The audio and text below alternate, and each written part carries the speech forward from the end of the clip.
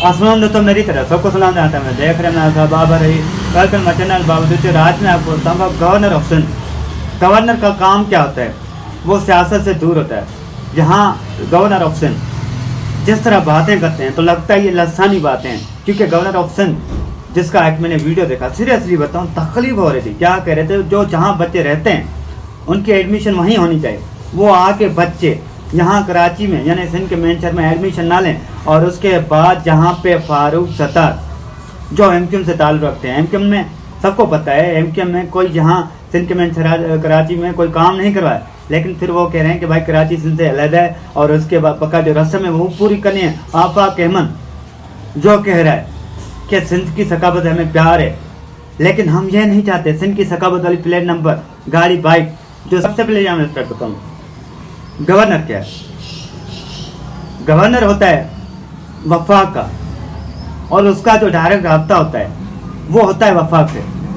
और governor house में बैठ के गवर्नर ये बोले ये महाजर ये महाजर, तो भाई आपका किसी सियासी पार्टी से ताल्लुक नहीं था, आप पूरे सूबे के गवर्नर हैं। देखें हमें कोई तकलीफ नहीं, ये कोई लसानी बात नहीं, लेकिन ये लसानी बातें आपको जेब नहीं देती कि भाई जो जहाँ लाड़काना का बच्चा है वो लाड़काना का बच्चा लाड़काना में एडमिशन ले, सखर का बच्चा है सखर का बच्चा सखर में एडमिशन ले, और उसके बाद वो आके कराची में एडमिशन ना ले। ये कौन कह रहा है? ये गवर्नर ऑफ सिंध कह रहा है। तो जिसके मुंह से ये बातें जेब नहीं देती। बहरहाल इनफेक्ट ये यहाँ फारूक सत्तार जो एमक्यूएम से ताल्लुक़ रखते हैं, हालांकि माजी में अगर गिनवाऊँगा, माजी याद दिलाऊँगा तो माजी में क्या था कराची, मुझे याद है मैं उस टाइम बच्चा था, तो माजी में वो हालात थे कराची के। सीरियसली बताऊँ कि ऐसे हालात थे, हम घर से बाहर जाते नहीं थे, कहीं निकलते नहीं थे, कैसे जाएं किस तरह जाएं, वापसी के लिए दुआ मांगते कि अल्लाह करे हम जाएं वापसी कर। ऐसे हालात थे भाई, शटर बंद तो शटर बंद, स्ट्राइक ये वो। लेकिन आज जब सिंध के मेन शहर कराची के हालात हैं तो क्यों के मतलब ये कह रहे हो कि भाई हालात फिर से वही बन जाएँ।